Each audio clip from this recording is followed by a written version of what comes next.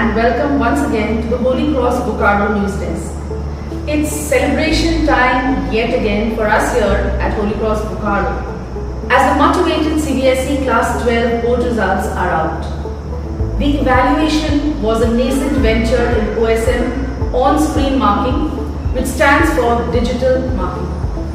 There are tears of joy and tears of immense happiness being shared here on the school campus. Our meritorious students of Class 12 have done us proud yet again. And I'm very, very proud to announce that we have the state topper in our school, who is Shagun Kumari with 99.2%. She is the state topper in science. Good morning, Shagun. Good morning, ma'am. So Shagun, how do you feel after this excellent result? I feel great and I'm very satisfied with my results. It has brought immense joy to me, my family and to my teachers, and I'm really thankful to all of them. We also have our star performer Amrit Raj, who has scored 99.6%. He is the second state topper in arts and he is also the district topper. Can you express your feelings at this moment? At this moment, I am actually speechless because of this excellent result. And of course, I owe this result to my parents, my teachers, and also my friends. Because of their support, I am here sitting in front of you with this excellent result. We also have our Thomas topper, Payal Kumari, who has scored 93%. Yes, Payal, can you express just in one line your feelings at this moment? Miss, I am very happy. I am happy that I could able to make my parents feel proud of myself, and I feel very proud of myself.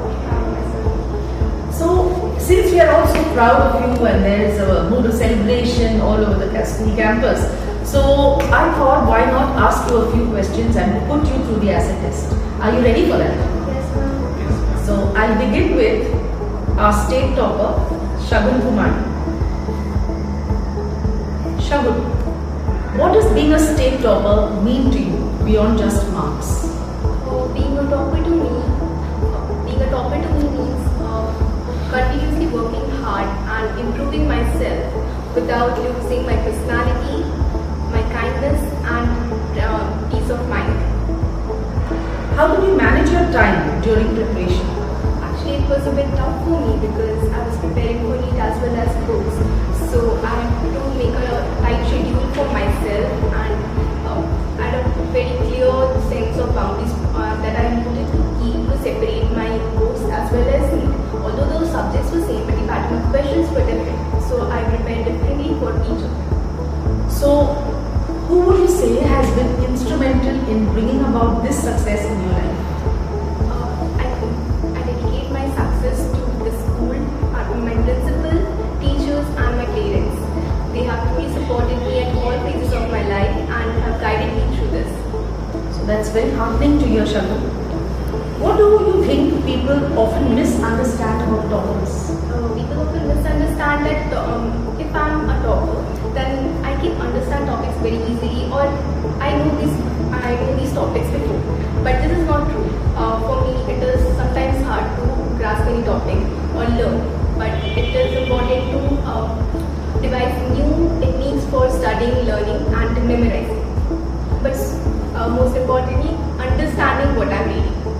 So we've always known you as a topper, right? But nobody knows what goes inside the person, right? Did you ever experience self-doubt? Many times. And actually, at times I was so confused and so and had low esteem. But my parents were there for me. They supported me. But what matters is that I have to keep motivating myself. Self-motivation is the key, and that is why it was tough for me.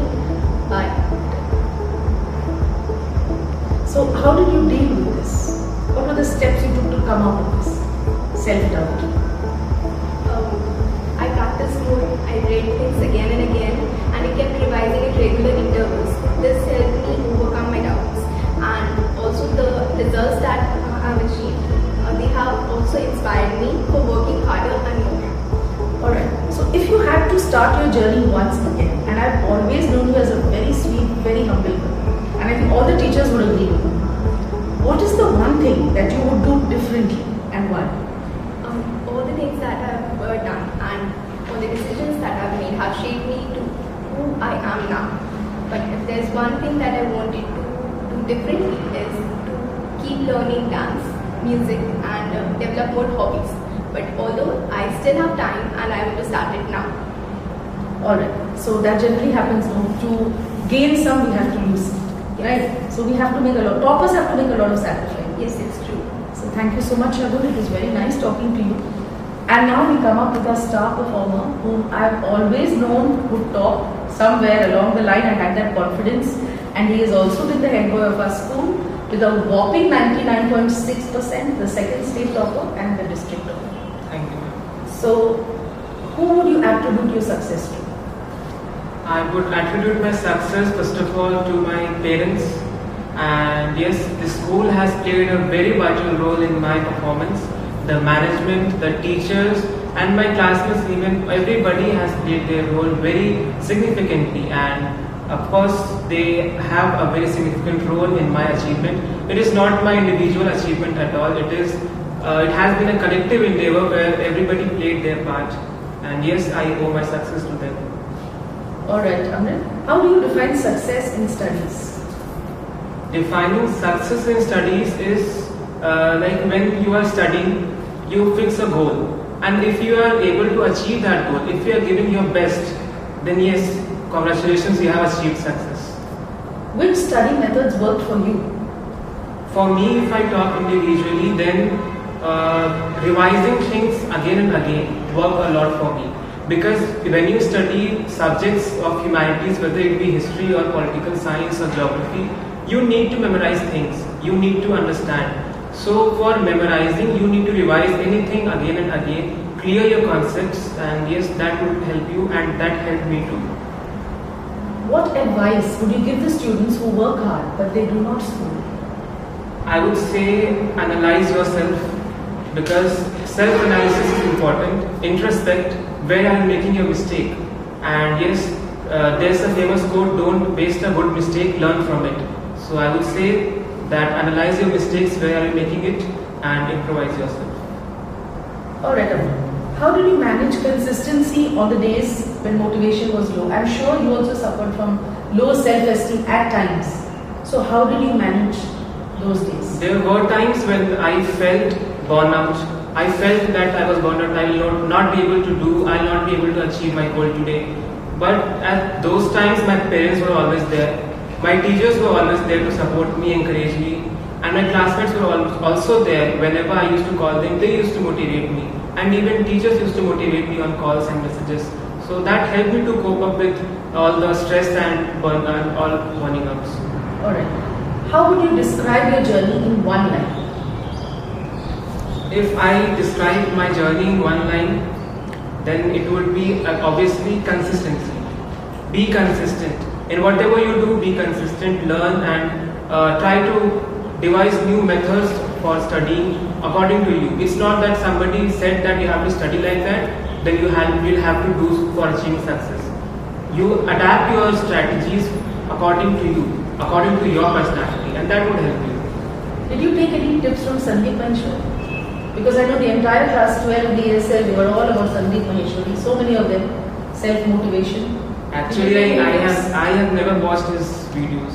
Okay, but he's quite a motivator, right? Okay, so thank you so much, Amrit. Nice talking to you. Thank you. And now we move on to Payal, our commerce topper. Another very sweet and simple girl. Scoring 93% is no mean feat in commerce. Payal, how important was self-discipline in your journey? Actually, ma'am, discipline was very important in my life, as it helped me to stay consistent, calm and motivated towards my studies. Through discipline, I can able to manage my time. I can able to manage my time properly in my studies, and help me to improve myself even more. Who would you attribute your success to? Ma'am, I will attribute my success to my teachers, this school management, and my absolutely parents. They motivated me, supported me in my all phases of my life. Alright. How did you handle the subjects that you found difficult? First, tell me which was your most difficult subject. Miss Maths. Maths, obviously. So, how did you handle your difficult subjects? Miss, I've handled the difficult subject by giving them extra time and working on them, and instead of avoiding them. And also, I observe each and every mistake that I have made on these subjects, and after that, I consulted my teachers, and then they supported me, and I can improve. Because maths is very important for you as a college student, right? How did you manage your stress? I'm sure you were stressed at times. How did you manage stress?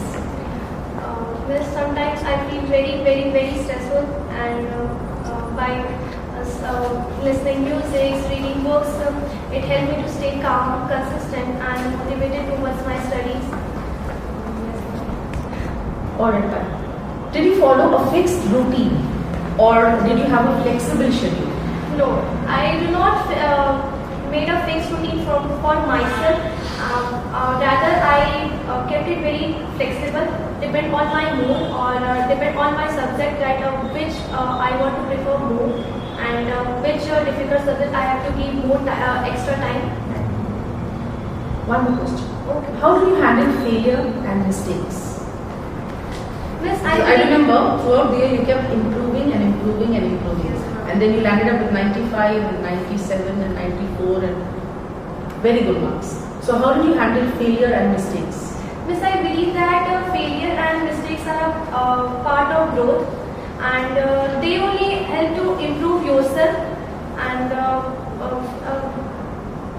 any person who failed in life have to never feel stressed or disappointed from them, but rather they have to keep improving themselves to success in the life. Alright. So how would you say a person could improve himself? What advice would you give to the juniors?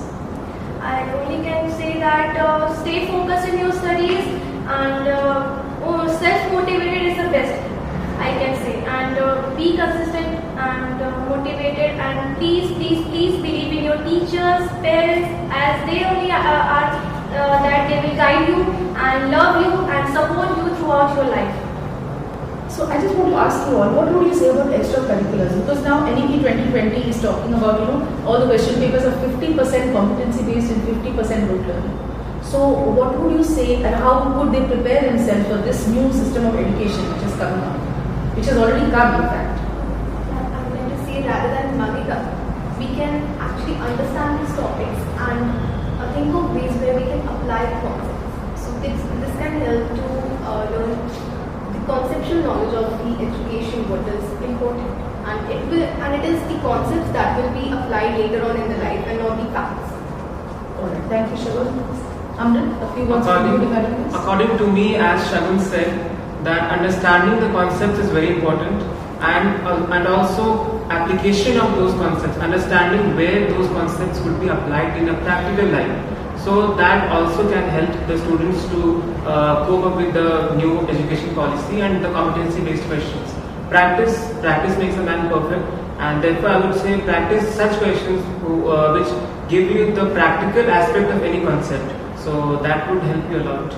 Right. So I suppose you're all waiting with bated breath for the CUET results, and some of you still have to sit for the CUET, and you have to go through NEET yet again. So I'd like to wish you all the best for the exams that you're going to give, for your higher education. Do stay in touch with us. You are a model of example, you're paragon of virtue in front of the juniors. So please stay in touch, and we'll be calling you from time to time to motivate them, to talk to them, and definitely we'll be felicitating you with your parents. Thank you, ma'am. And I wish you all the best for a very, very successful life. Thank you. Thank you so much.